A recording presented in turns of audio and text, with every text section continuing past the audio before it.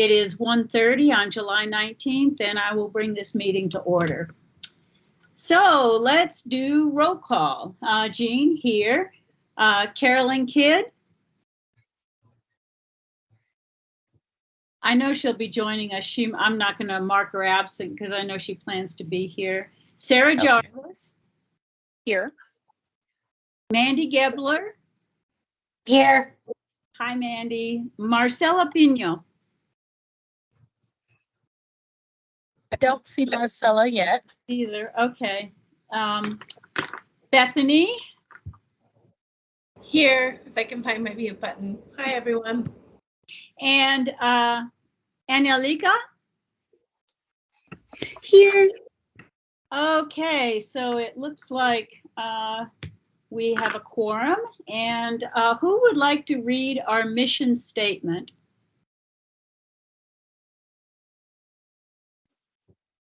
I'll go ahead and read it. The Commission to Foster Commission on Diversity Awareness is a commission to foster respect, awareness, and appreciation of diversity among all citizens of Flagstaff. And would anybody like to read the land acknowledgement?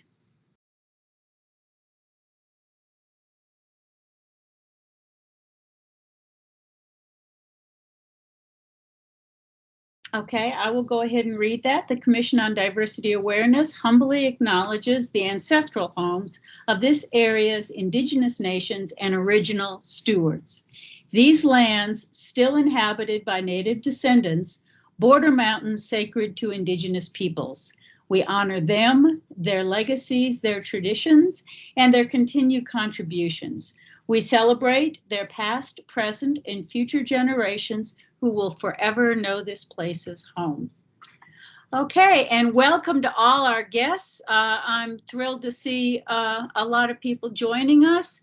And we now have a time for announcements of upcoming opportunities in the community or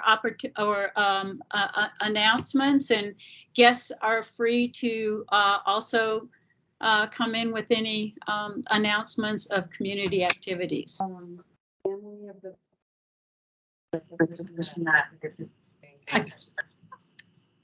I think somebody was talking, but I couldn't hear.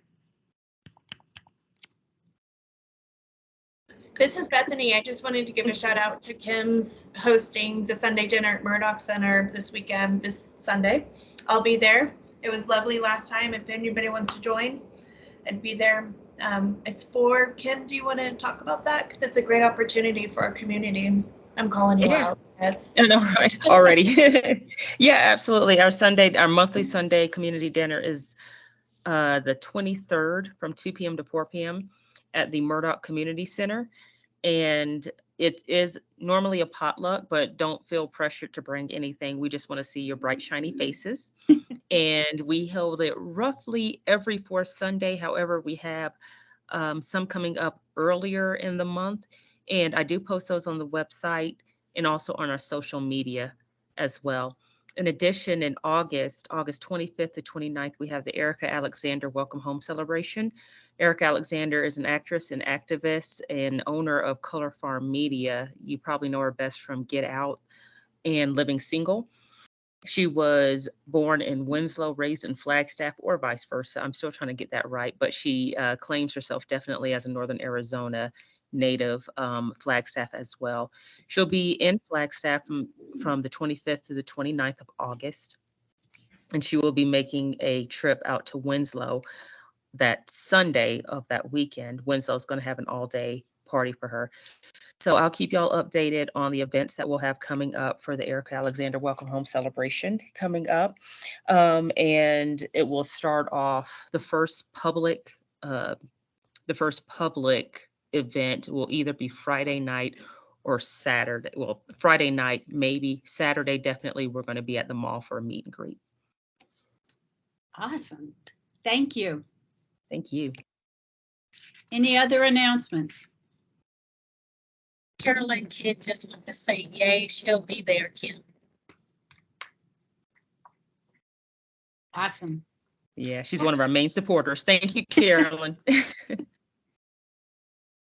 Okay, if there's no more announcements, what we have put in announcements is our upcoming election for upcoming chair and vice chair. That will shift over in October. I will be chairing my last meeting in September. So in October, the way we have it set up is the vice chair typically moves into the chair position. And so Mandy, just kind of by acclamation, are you going to be moving into chair in October? Yes. Awesome. Yay. All those in favor say aye. Aye. Aye. Yay. Aye. And I'm thrilled that Mandy is moving in. Now we have as of October, we will have a vacant vice chair position.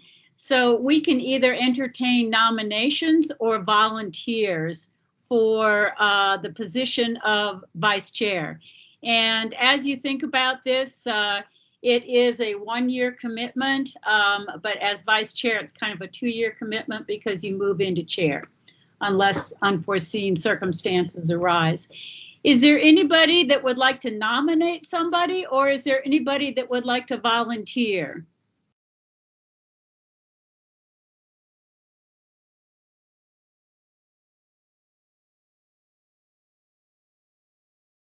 I can volunteer, but if there are other nominations, I will wait. But I'll leave the floor open, but I'll volunteer if nobody else wants to nominate. I was all. going to nominate you, Carol. What? So I'm glad you stepped in. This is a conspiracy. me too. No way. I support that nomination as well. I think we have some consensus here. Did I say something that everybody was thinking? Yes. Yes. Okay, well, that's wonderful to hear. Are there any other nominations? Okay, all those in favor of Carolyn Kidd serving as vice chair starting in October, say aye. Aye. Aye. Yay! I guess I'll abstain. This is thrilling. And this is thrilling. So we are moving forward now. Yay, congratulations and thank you for your service, and really looking forward to another year with CODA, with the leadership, the incoming leadership. All right, now what we have is time for public comments. We have a lot of visitors. Do any of our visitors have any public comments to make? So I want to introduce some persons that I did invite to this meeting. And the first person was Zane Jacobs. And I think, Jean, you probably know Zane. Zane is on our board for Flagstaff Pride. And I'm so happy to have Zane here with us. And also Dr. Justin Mallet. And I think everybody probably know of Dr. Mallet. He started with NAU as our diversity, equity, inclusion. Let me put DEI because they could say anything where that is concerned. DEI director. And Kim was here. Kimberly was already there talking. So I did invite Kim too, and a couple others. And I see Yasmin Seeley is here from the Emmys office.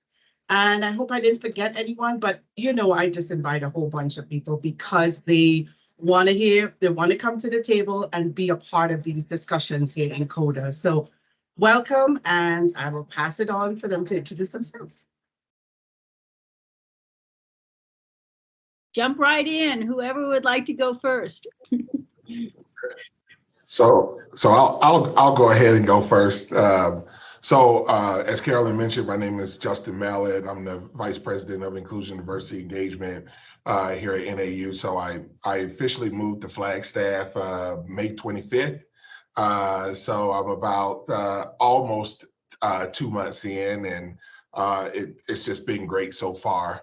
A lot of people, especially in the community, have definitely helped out. A big thanks to Kim Robinson for just being there and showing me around and just showing me everything that Flagstaff has to offer. And so I'm really thankful Carolyn invited me to this meeting because I think a key component of my work is also engaging in the community. And I also think a key part of it is to make sure that and ensure that we're all in alignment, that we're all on the same page, and we're all working towards the same thing, which is to create and foster an inclusive environment, not just here at NAU, but in the community. I always say that this work expands beyond the four walls of NAU, and it does go out into the community. So I think it's very important. I think it's very imperative, and please view me as a resource. Any way that I can help, I will definitely help. From where I moved from, I told our community the same thing that I'll tell you. I'm fortunate I get to do this work every single day. And I love doing this work every single day. And so because of that, if there is something that you want from the lens of diversity and inclusion, whether it's a workshop or just to chat and need a listening ear on topics related to diversity and inclusion, that's what I'm here for. That's what I do. And so again, thank you for inviting me. I'm hopeful that I'll be able to attend more meetings. So please make sure just keep sending me the invites for the meetings, and I'll definitely make sure if I'm able to be there, I'll definitely be there. So, but thank you all for giving me this time to introduce myself. I appreciate it. Thank you so much. We're so glad to have you. All right. Other people want to introduce themselves that are not presenters tonight. Go ahead. Hi, everyone. Go ahead. Hi, I'm Zane Jacobs. I'm the president-elect of Flagstaff Pride. I'm excited to be here. Thank you, Carolyn. I'm also on the board of directors of the Shadows Foundation here in Flagstaff as well. I am a Flagstaff local boy. I've been here my whole life. I am also working for NAU for the ITEP department for the Institute of Tribal Environmental People here. I'm excited to be here. I'm excited to work with the new board. I'm also starting a whole new board in September, and anything we can do to partner together, I'm really excited to do. Jean, I loved everything you've done for us so far. So thank you and congratulations on your amazing term that you served. Thank you so much, Zane. Okay, next person. Anybody else want to introduce themselves? Yeah, I'll jump back in and reintroduce myself. My name is Kim Robinson. I'm the project coordinator for the Southside Community Association's The Live Black Experience project. And what we do is we focus on the Black experience in Northern Arizona, making sure that our history is restored and renewed and recovered. And we reach out to the community. We provide routes for anyone looking for it. And I'm really happy to be part of this, have been invited into this commission. I did want to put out the word. I know I talked about our events coming up, but for the Erica Alexander Welcome Home Celebration, we are looking for performers and financial consideration. And I will be putting that plug in again. When it comes for the nonprofits I work for, I shamelessly put my hand out asking for money. In addition, I'm part of this commission because I'm the PTO president for Puente de Hoyo Trilingual Magnet School. And it's a very diverse school. And for the kids, I tell people I will work the corner for the kids. So we are also a resource for anyone that needs help. We can provide help to others. And thank you so much. Thank you. Okay, anybody else want to introduce themselves? I can jump in. Good afternoon, everybody. I'm Angelina Castaño. I'm sorry that I was late, but I'm happy to be here. It's fitting that I'm following Kim. We have kids who went to school together and are buddies. I work for NAU. I've been at NAU about 17 years. My current role, which I just started, is the chair of the Department of Educational Leadership, but I spent the last 6 years as the director for the Institute for Native Serving Educators as part of ONAI, the Office of Native American Initiatives. I'm also involved in various institution-wide grants related to equity and justice, and particularly structural racism. And I was just asked to join for part of the conversation around housing issues and potential landlord education. So I'm happy to just be here in community with you all to learn what some of the issues are and see if there are ways I can support as well. So thank you. Okay, we look forward to hearing from you in a few minutes when we get to that part of the agenda. Thank you for joining us. Who else? Okay, well, we will go ahead and move on to the next item in the agenda, which is approval of minutes for June 21st. Those were sent out earlier, and I did not see anything out, that needs correction. Did anybody else find anything?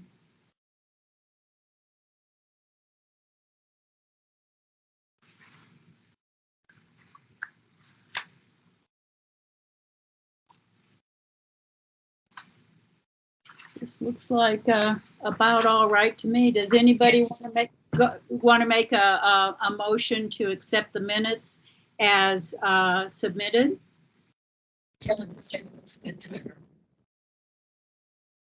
Who just somebody just made a motion? Who was it? That was me, Lisa. I was just saying that Angela in the chat that it looks good to her. Okay. Do we have a move in a second? You were kind of breaking up, Lisa. I couldn't hear you. I'm sorry. My apologies. Can you hear me now?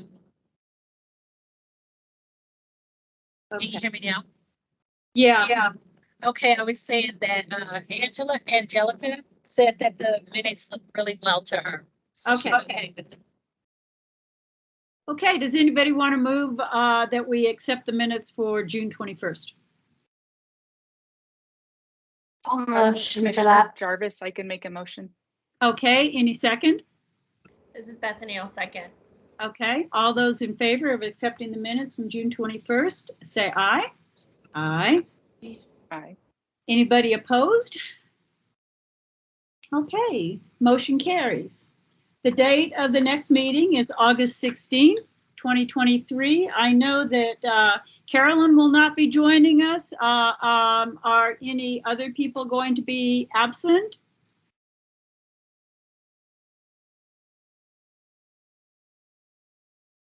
Okay.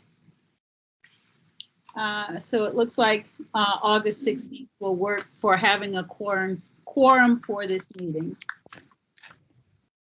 And Jane, I'll try to see if I can get connection. The time difference is going to be like 4. Yeah, right. It's going to be thing, but I will try to at least attend.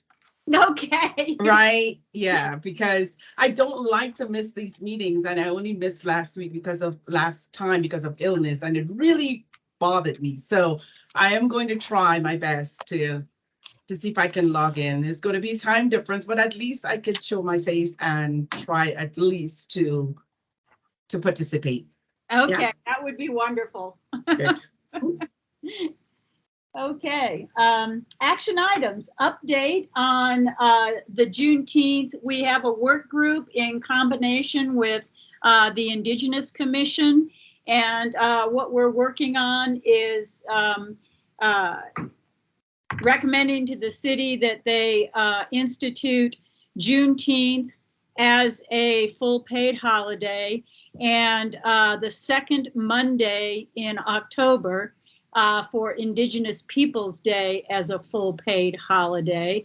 And our council person, Kara House, has already submitted, and it was unanimously passed, a fair item, which is future agenda item request for Juneteenth. She did it in coordination with the Juneteenth proclamation.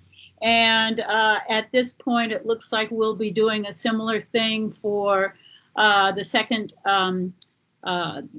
Tuesday in October. That's already by the city celebrated as Indigenous Peoples Day, but it is not a paid holiday. We would like to see it as a paid holiday. And this isn't simply for diversity means. This is actually to repair the past of not acknowledging our Black citizens and our Indigenous peoples as having the history that is actually an accurate history. So it's more than appreciation and diversity, it's actually repairing history. So Bethany and Kim are both here. Do you have anything you want to add about the work group's work at this point? What have I neglected? I think you've You got have neglected everything. nothing. Yeah, yeah. Okay. Well, we'll be meeting again. We have a meeting set up with the chair of the county supervisors, Patrice Horstman, in August. We would like to coordinate with the county also. And we also have a meeting set up with the Tri-Diversity Councils at the county, and that's going to be on August 23rd. So, you know, kind of following up on what Dr. Mallet said, we really need to all be working together because this is one great big community. Okay, discussion of formal efforts for the Women's Rights Commission. Is anybody have anything to report from that work group?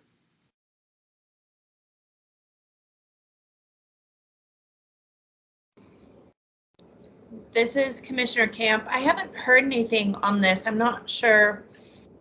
Were we supposed to email and touch base about this? I was reading the notes from last time. So no, not at this time. I hope next month. Yes. Okay. I will stop my backpedaling and just own it. Yes, next month we will have one. No shame, no blame here, that's for sure. We get things done when we can. And I think that, wasn't it Councilperson House that was recommending that we look, or maybe it was Mayor Daggett, I'm not sure, but this has been kind of an ongoing initiative for a couple of years, so we'll continue to plug away. All right, now we're going to have a presentation from Angela Castagno about we had a guest that came a couple of weeks ago, or actually 2 different meetings, Dr. Muneen from Ed Leadership, and apparently there were some rather significant issues with housing and uncomfortability from racist behavior in relation to housing. And this was an international student that ended up just leaving NAU. And we really need to do better there. And so, you know, with our whole community, and as a commission, the only thing we could really kind of come up with where we could be relevant would be to look into establishing some kind of landlord education. And so Commissioner Jarvis recommended we talk to Dr. Castagno. So go ahead. Well, thank you. And hi, Sarah. It's great to see you. I guess I want to just preface the conversation by saying that I may have missed some communications, but I didn't understand that I was formally presenting to this group. So I'm definitely not prepared to do that. But Ishmael Munene, Dr. Munene is a colleague, a longtime colleague of mine in the Department of Educational Leadership. Sarah and I have worked together this past year through what's called a year-long community of practice on anti-racist and equity-oriented practices for STEM faculty. So that's how we got to know each other. So I can tell you all a little bit about, I guess, that work and my background if it's useful. As I said in my introduction, I'm happy to serve as a resource to collaborate with others. There's a lot of expertise in this group and in the community. But the work that we've most recently engaged at NAU, I have worked very closely with Dr. Monica Brown, who's a professor in the English department, and she and I co-facilitated a year-long learning space for faculty, specifically in the sciences. And I won't go into the background of why that focus was there, but I'll just say that the focus of the learning experience was around anti-racism and equity-oriented practices and how we all can sort of grow in our capacity to engage anti-racism and equity practices in our work with students, in our work with colleagues, in all of our sort of professional and personal spheres. I guess I'll just say I'm honored that, Sarah, that you, suggested folks reach out to me. I've engaged in similar kinds of work throughout my career with, schools and nonprofits and businesses. But I'm not quite sure what would be useful for this group to sort of hear from me. So I'll just say I think that it's a critical issue. I think that the idea of cultivating some spaces where community members, whether they are, are homeowners, folks that are renting property out to students or others, creating a space for that part of our community to grow in their capacity, to understand the ways in which their actions, whether intentionally or unintentionally, may be causing harm to students, international students, students of color, queer students, whomever, is really important work. And so if there's a way that I can be helpful and supportive, I'm happy to do that. Thank you. I think this is really something that is really critical in this particular community, because housing is so challenging in this particular community, and to, hopefully forge some kind of community-based initiative would be absolutely great. Okay, I see that. Go ahead, Carolyn. Go ahead. I just want to throw this question out here, and anybody who works in NAU or faculty in NAU, they can try answering or point us to that direction. But does NAU have a students' resources for like housing or any type of discrimination of housing? Do they have anybody to come to talk to at NAU? Because I got the feeling that there wasn't, or if they such student resources, they probably didn't know. So that is why I ended up here with CODA. So anybody who works at NAU, if you can let us know a little more. So, Carol, I'll jump in. It's going to be I'm going to give a semi-new answer, right? So it's going to be there, but it's not going to quite be there, right? And so the one suggestion that I would say is if a student is experiencing discrimination within the city, whether it's a restaurant, whether it's landlords, etc., I would still encourage them to report that to our campus inclusion team. And then that way, at least we will get that as part of the campus inclusion team.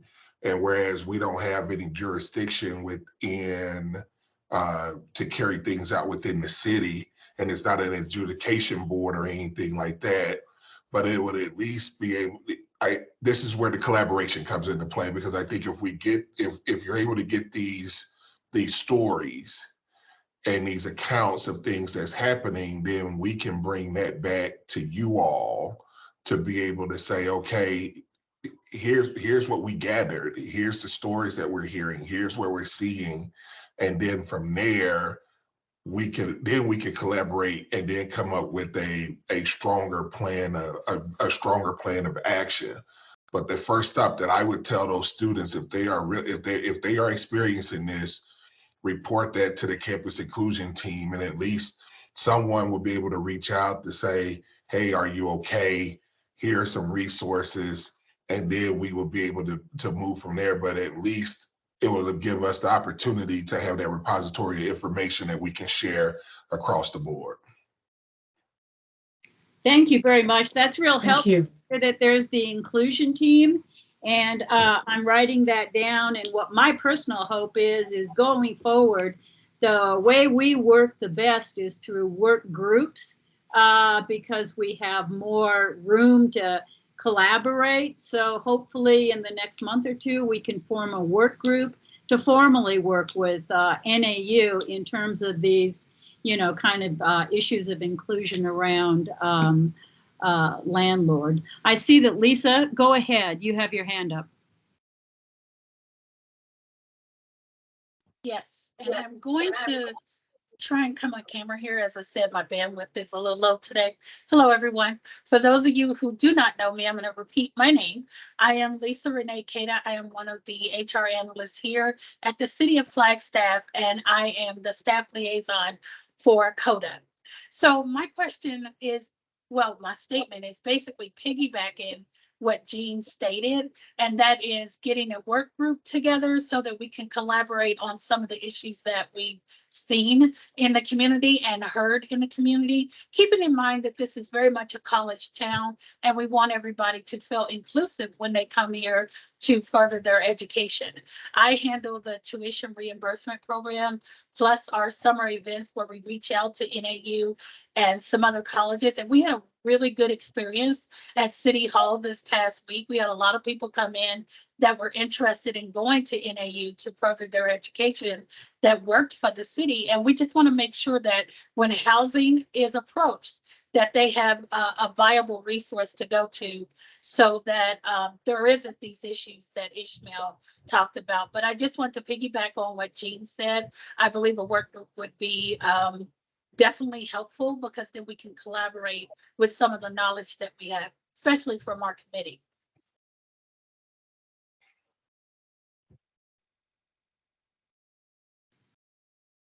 All right, any other go ahead. Did somebody want to say something?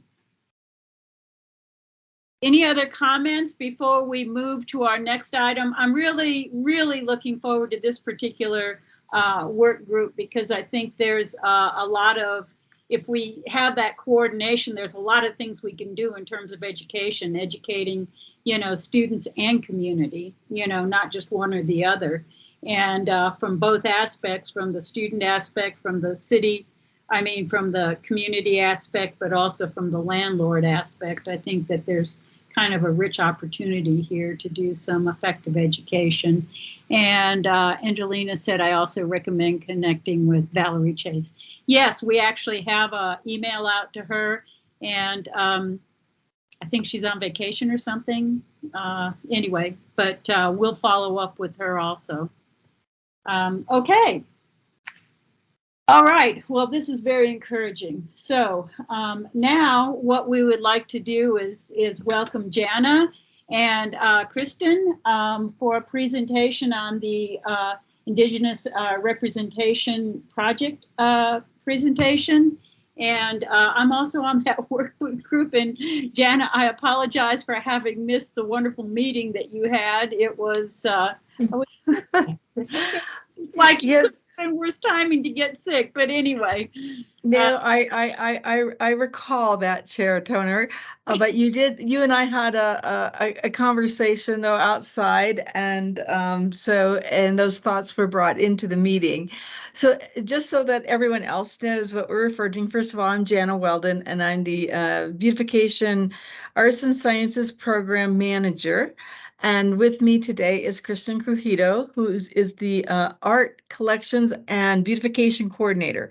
We do not believe in short titles in my program. I just say it's a mouthful. But last spring, we first came to CODA with a spark of an idea myself and Rose Tohi, the coordinator for Indigenous initiatives, put together a project in our budget for Indigenous representation. And she and I, visited what was then the Sawmill Park, County Park, but now as the Liz Artacleta Park.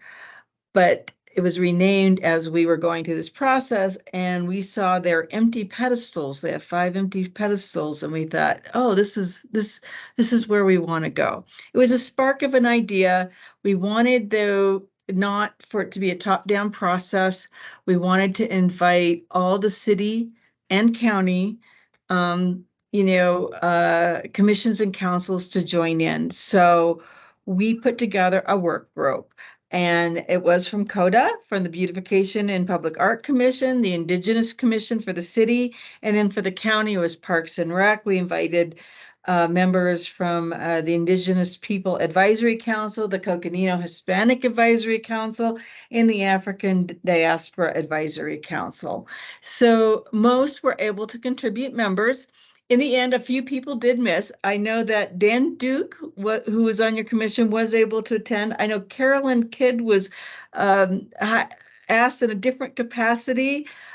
She wasn't yet with this commission, but then I think something happened at the last minute, Carolyn, and you couldn't come either. Yeah. But we did absolutely have a wonderful congealing. And so what you're going to see now, I could not take this project forward until my program was fully staffed, and that happened in January. And so Kristen and I met with her, and I told her all about this meeting we had. I had a chart and everything that was presented and the ideas that floated up. And so we went through a couple of reiterations of what this project might end up being as a call to artists, taking in account everything we heard. So I'm hoping that each of these commissions hears something back from what they contributed in the final project.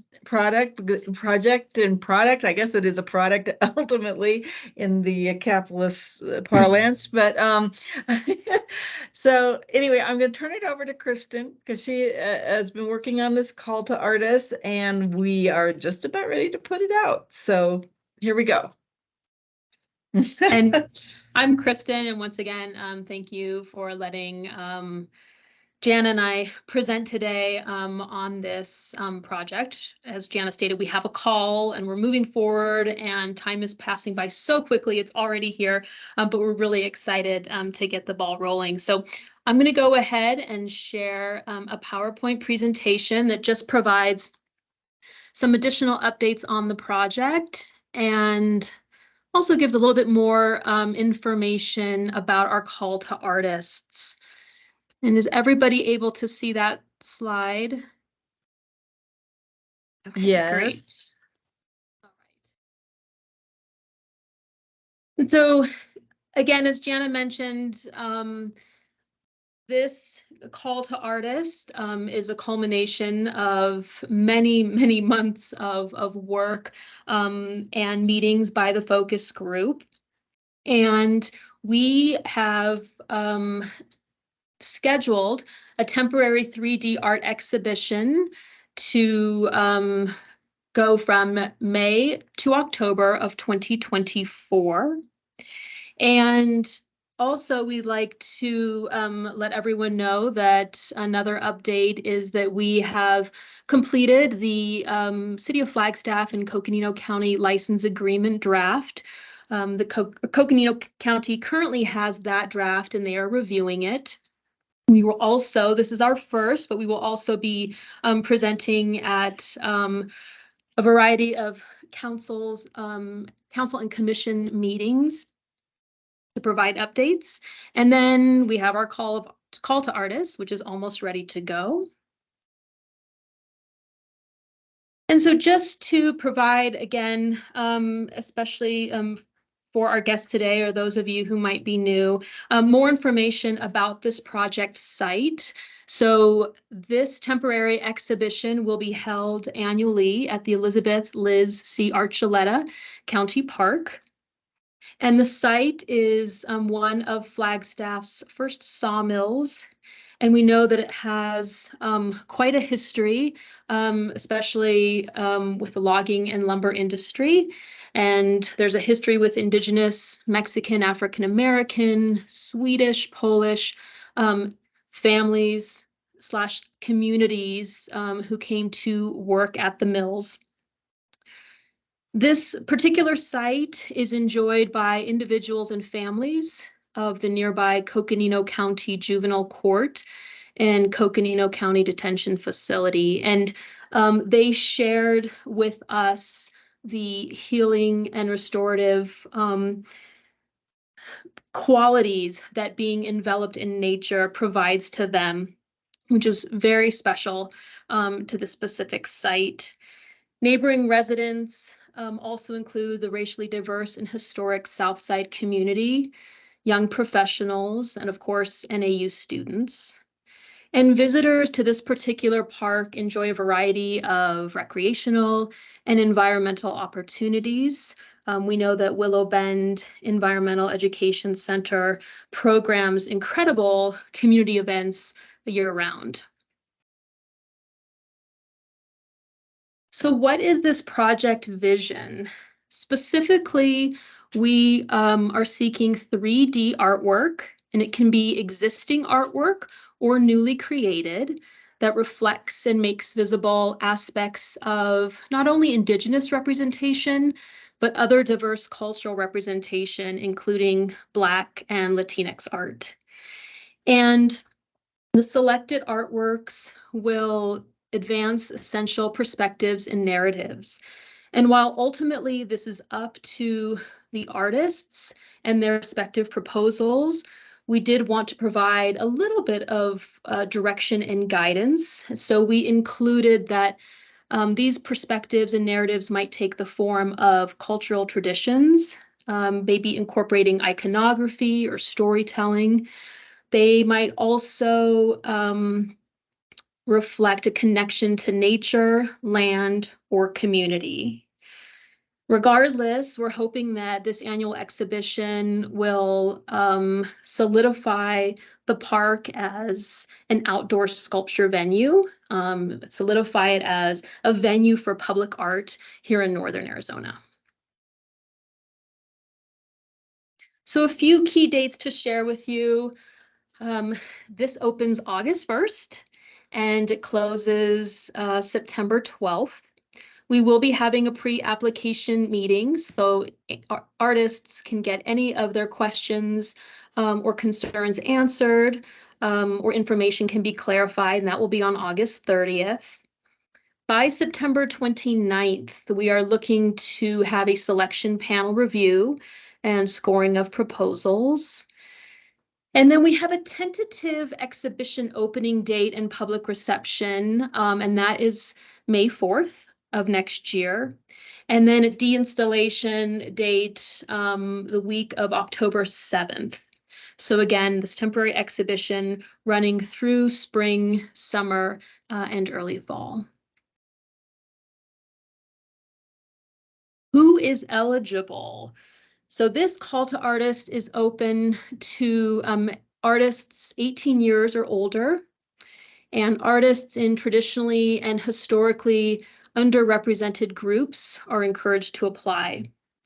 We are also contacting art galleries and other lending art institutions within our outreach plan, as they might have existing artwork that they would like to loan to this particular project. Artists may submit up to 2 proposals, and while we will be disseminating this call nationally, we do have a concentration on local and regional artists. So the call will be sent electronically to more than 60 nonprofit organizations, arts organizations, art associations, galleries, fabricators, etc. Anyone who is a subscriber to our listserv will receive this email, and we have more than 300 artists who subscribe to our listserv. Then we have we would like to also target art programs, specifically sculpture programs, not only in the state, but also regionally, to include the Institute for American Indian Arts and Diné College, and also environmental programs. So targeting, for example, NAU's sustainabilities program, and the master students, or excuse me, graduate students there, who might be interested in doing some type of living sculpture or etc. for this particular project. Press releases will be disseminated to local and regional outlets. And last week, Jana and I met with Rose Tohi, and we went over our outreach plan. And we wanted to make sure that this outreach plan was very inclusive. And we want to make sure that we are able to reach artists, especially those on the reservation who might not have access to the internet. So we developed a list of Native-centric publications, Navajo Times, Navajo Hopi Observer, etc., where we will send this press release to. And then finally, some grassroots marketing as well, specifically flyer distribution. So we will be disseminating the flyers all over town to galleries, nonprofit organizations, businesses, NAU, and also any of our artists that might also be able to help us get the word out. And working with Rose last week as well, we decided to target flea markets and or maybe some art events in Tuba City, in Kayenta, Shiprock, and Gallup. And then we also will be asking all of the individuals on our commissions and councils affiliated with this project to, of course, help us spread the word as well. I know all of you have a wonderful contact list and colleagues and might know of students or artists who might be interested in this project.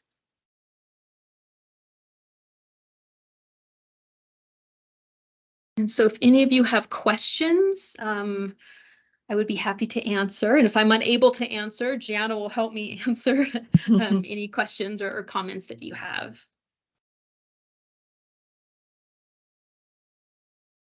Commissioner Kidd is entered into the chat, wondering if she would be able to, or really all of us, be able to obtain a copy of the slides so that Absolutely.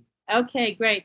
And probably the most efficient distribution for us is to send it to our liaison, Lisa Cada, and she will distribute to the whole commission. Will do. Yeah, excellent. And I'll just put a plug in that Dan Duke in our working group meeting on site last year was very strong with us also about including those analog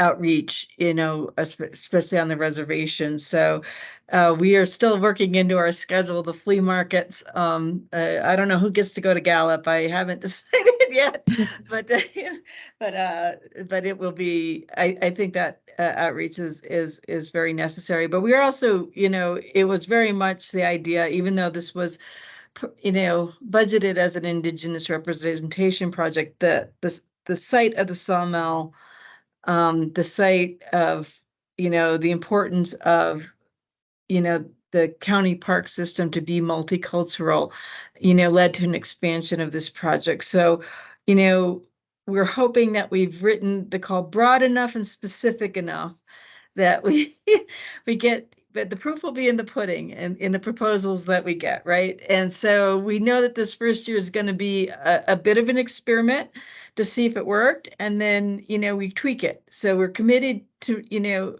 multiple years, and so I think that's one thing I really want to keep in mind. You can put out the best laid plan, and if you don't get the result you want, you're going to have to change it to figure out what you miss, and we're definitely committed to doing that. But I thought the working group was a spectacular, gave us really good input on which to to build this on. And it shows. I mean, your presentation in this whole planning process has just been world class.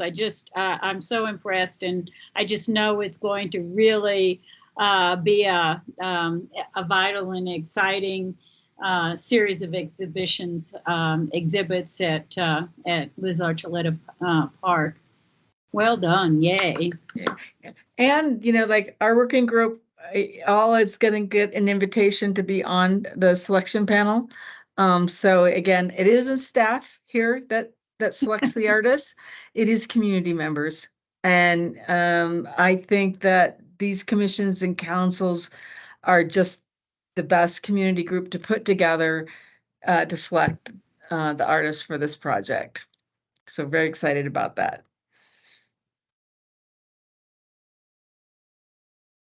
Jump in, anybody who has either commissioners or guests. Anybody has any comments or questions for our presenters?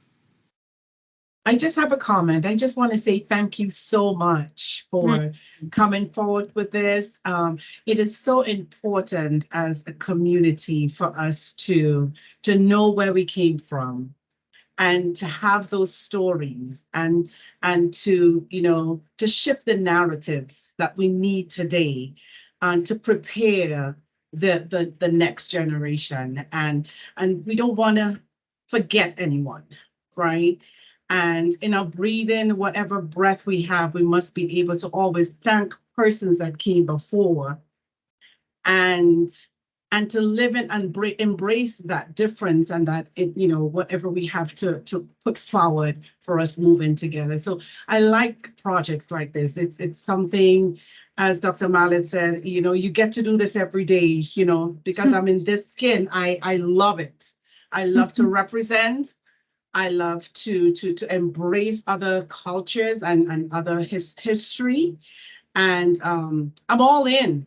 So thank you so much. Thank you. Thank you for bringing All right, this thank you. forward. Yes. All right.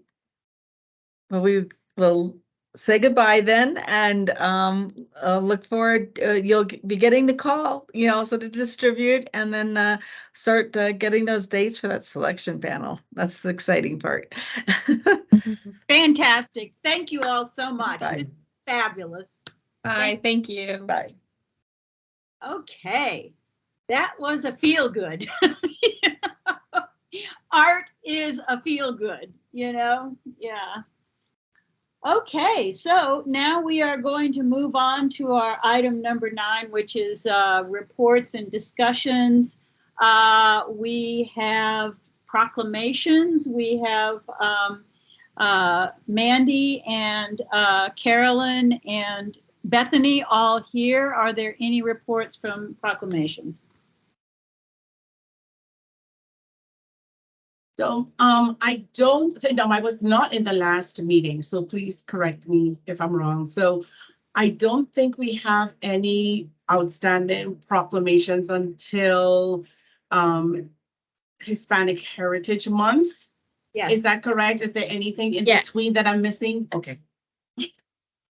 And that, just as a reminder, is going to be, that's a mid-month proclamation. It goes October 15th to November 15th. So, everything else is usually from a calendar month, but that is the one that is 15th to the 15th.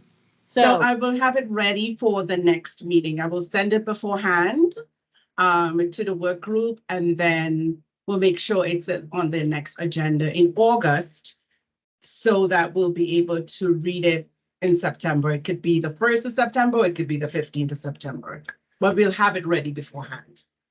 That's wonderful. And I would just like to do a little shout out to Mandy because this might be an opportunity for Mandy to introduce herself as the incoming chair. Because I know, Mandy received the proclamation last year. So not trying to hot seat you there, Mandy. No worries. Okay. Okay, so now we'll move on to the update from our staff liaison, Lisa Cada. All right, so as many of you know, can you all hear me, by the way? Okay, good. As many of you know, our city council is on hiatus until August 28th. So there's nothing new from city council, but I did want to kind of piggyback on something that Jean mentioned earlier on the work group, talking about Juneteenth and Indigenous Day. I wanted to let you guys know that the city has an outside committee, well, not really outside, but like leadership is now fully getting involved, and they are collecting data and they are steamrolling this ahead. So as we continue to work on in our work group settings, just know that the city has taken up the call to action, and they are in the process. Right now, we're just in the collection data stage to see if it would be something that we can viably do in terms of making it a holiday, whether it's a floating holiday or individual holidays. But I said it on a meeting on Tuesday where that is moving forward, and they're doing their due diligence and their work, and then we'll continue to do the work on our end. But I definitely want to let you all know that the city is definitely behind it, and we're going to see this come to fruition. So next year, Juneteenth should be a holiday.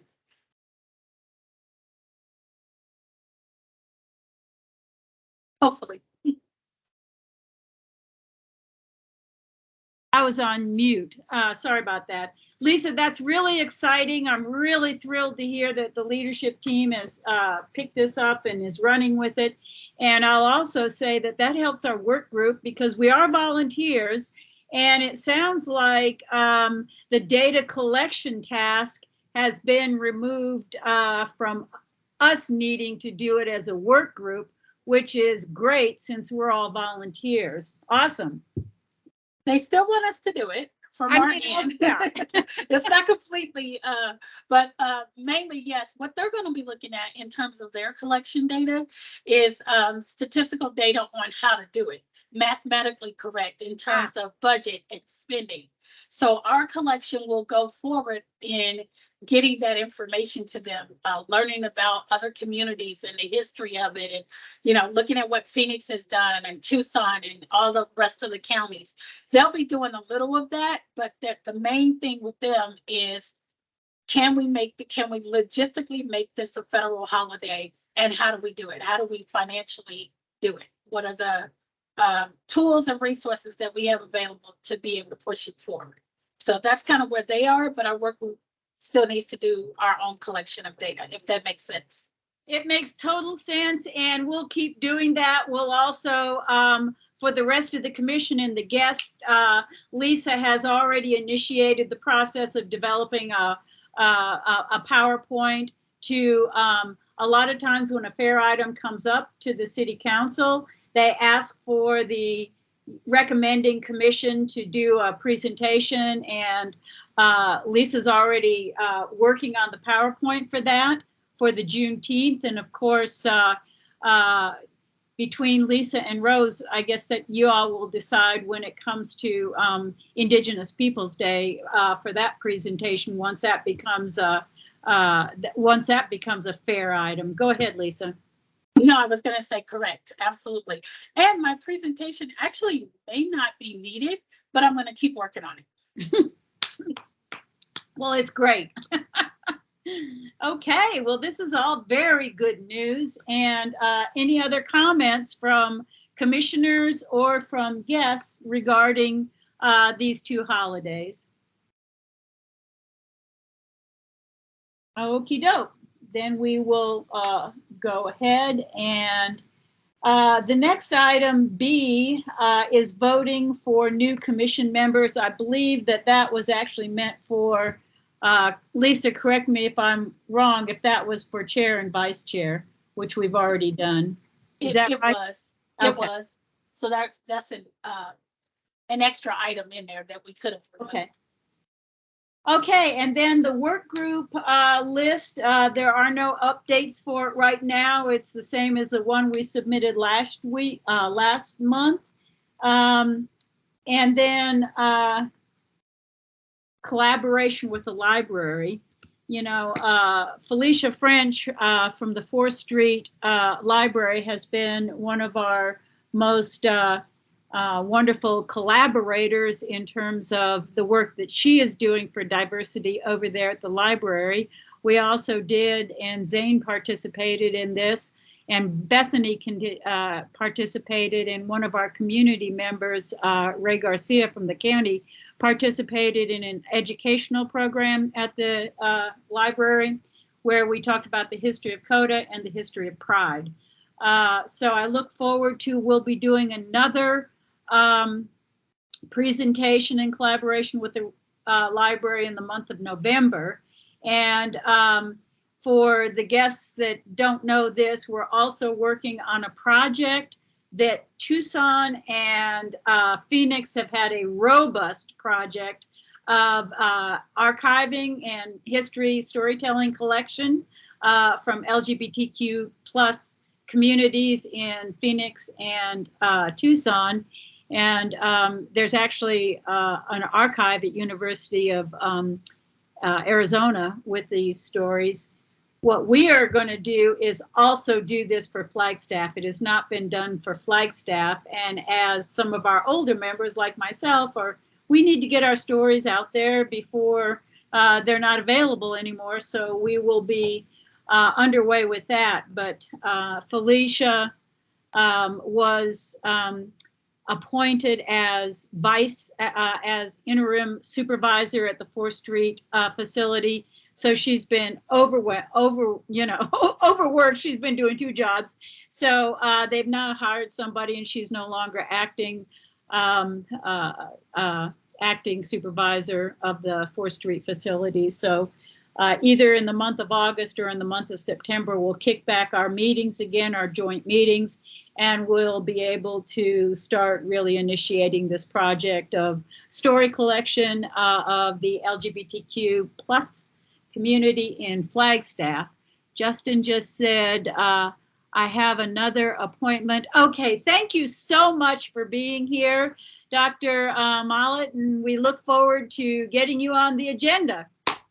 Thank you.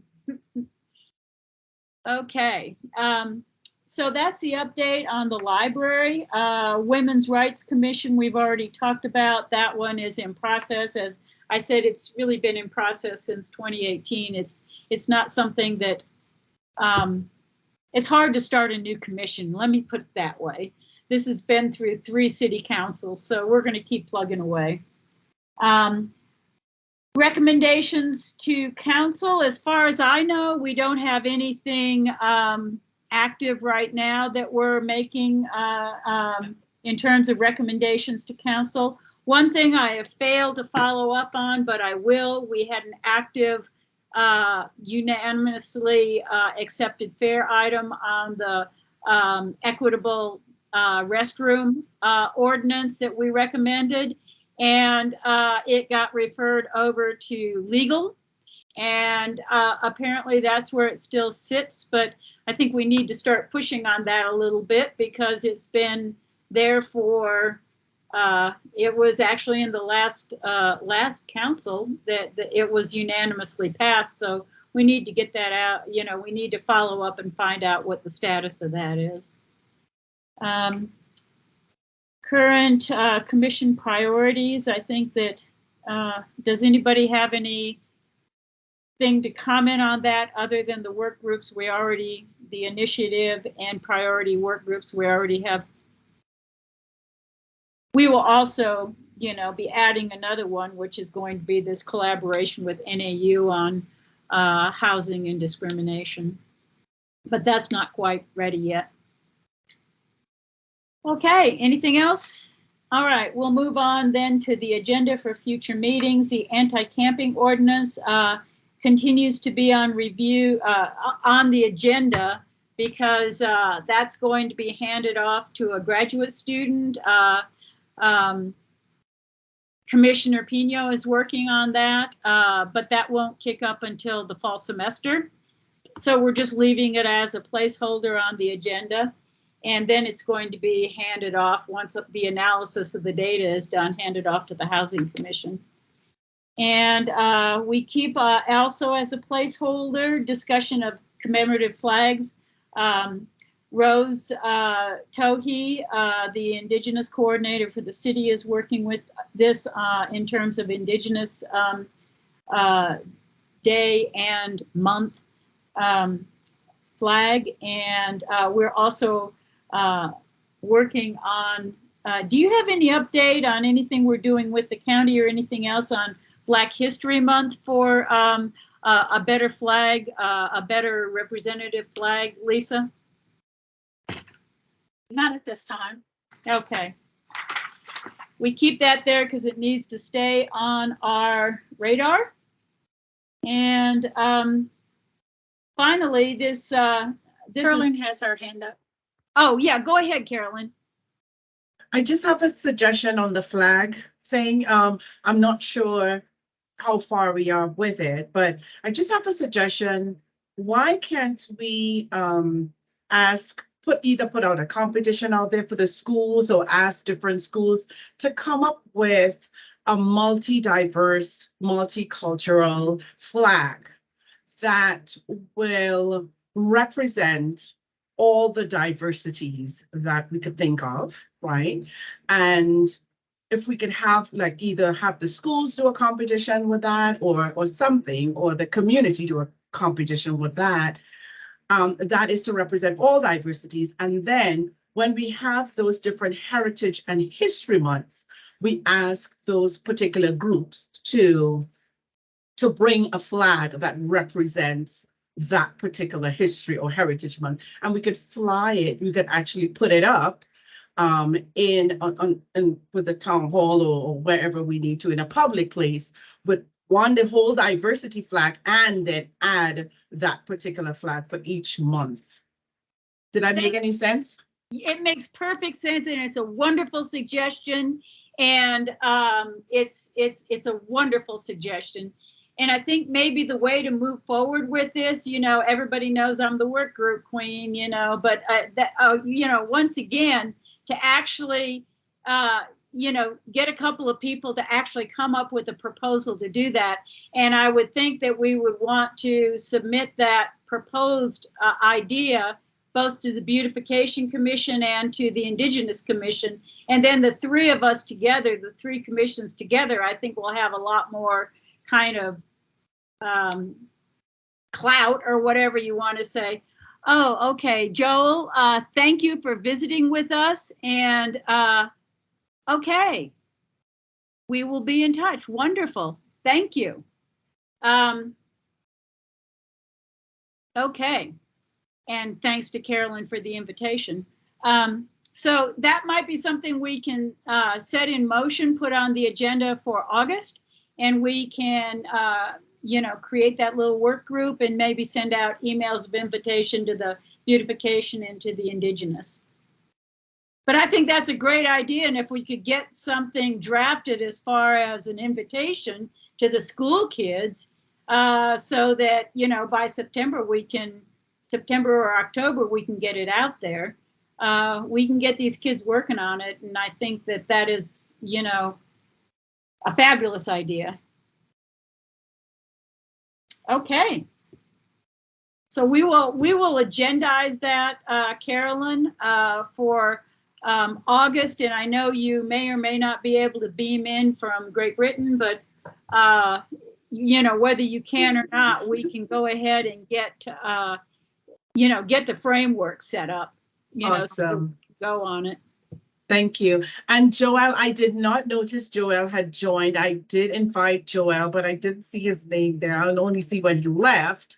If you notice, Joel likes, he wants to deal in one of the work groups on education, DEI on education, and all these different things. So maybe Joel is somebody we can have on one of the work groups too. That would be wonderful. Yes, yes. And who, how is Joel, is he? Joel is just someone that is one of somebody that I know from working in the community with. Okay. And he does lots of stuff with models and processes and excellent.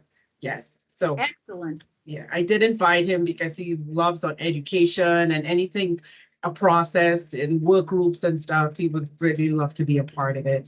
and give back to the community too. Okay, well, could you forward his email to Lisa and I? Sure. And that way we can get him on Awesome. any work group invitations or something like that? Will do. Awesome.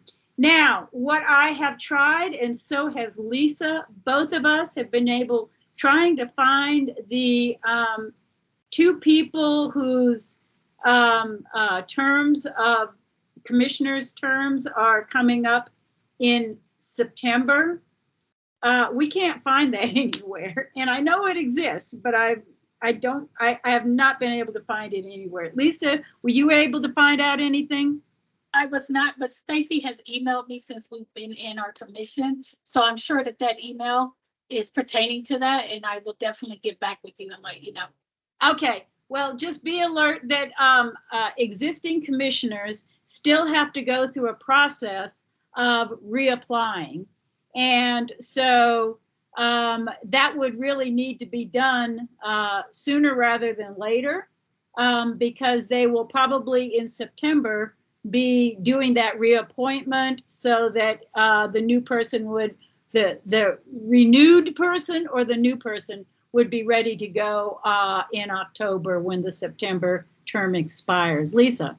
Right. So I was going to say, get your applications in ASAP. Yeah. Okay. Well, is there anything else from anybody? Do we Wait, I have? just want to clarify because that made me panic a little. So you'll let us know if we need to get our applications in, right? She's panicking. She's panicking. Okay. Sorry. Yes. Yes. Okay. I will definitely let you know, Bethany. I will send out an email. Calm down. Sorry, I didn't mean to make you panic. I was just saying, once I know, you would have to get your applications as soon as possible. Is what I was trying to say. And as somebody who has gone through the process of reapplication twice now, it really is simple to do it online. Okay. And so I will just say that it's not an onerous task. It's it might be if we did it snail mail, but you know, since there's the online So option. much better now. Yeah. Okay. Okay. Thanks. Well, Wait, I have the roster. It was just emailed to me. Yes, let me see if I can get it and show it on screen, you guys. Hold on. oh, That was perfect timing. yes, Lisa. I always try to multitask, you guys. So I was checking my emails as we were going along here. For those of you who are guests or whatever, commissioners know this. Lisa is the bomb. She is amazing. Oh, thank you, sweetie. She are.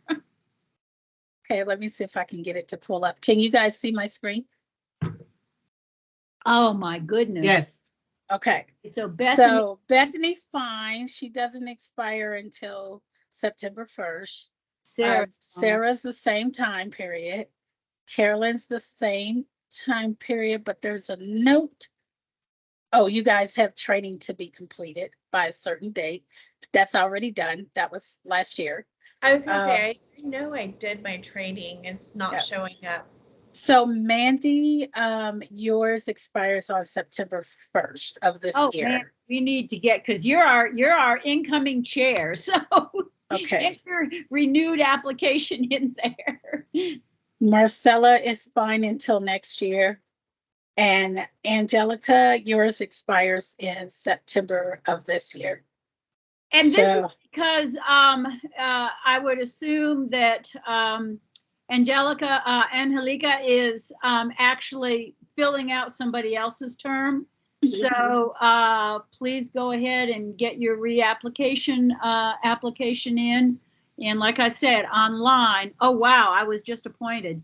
To answer your question, Angelica, it is usually for 3 years. But when we have expired terms, like the first time I was appointed, it was for an expiring term because a commissioner had to leave. So if you do a partial term, you're still eligible for 2 more terms. That's why I'll be nearly at 7 years whenever I roll off because of that partial. So, just go ahead and get your applications in, and like I said, for Annalika, you will also be eligible for 2 more terms after this, since your first term was such a short partial term. Okay. And I would also encourage, Annalika, you can also, excellent. There's Zane's, good. Any questions you have about the online application, go ahead and ask Lisa. Okay. Well, this has been a great meeting. I'm really excited about some of these projects. I am so psyched about the county project, and I'm really glad that our former chair, Dan Duke, was active with that group. And if there's nothing else, we can adjourn. So we will adjourn at 2:45 p.m. and on July 19th. And thank you, everybody. Y'all are wonderful. See you later. Thank you. Bye. Thank you. The new vice chair, Carolyn Kidd, and the new chair, incoming chair, Mandy Gebler. And there's Dee. Okay. Dee. Thank you for your work, Chair Turner. Thank you. Oh, Dee. Yeah, Oh, Dee. that was Dee. Dee. Another Thank former you. chair. Okay, Thank bye, you. everybody. Bye. Bye.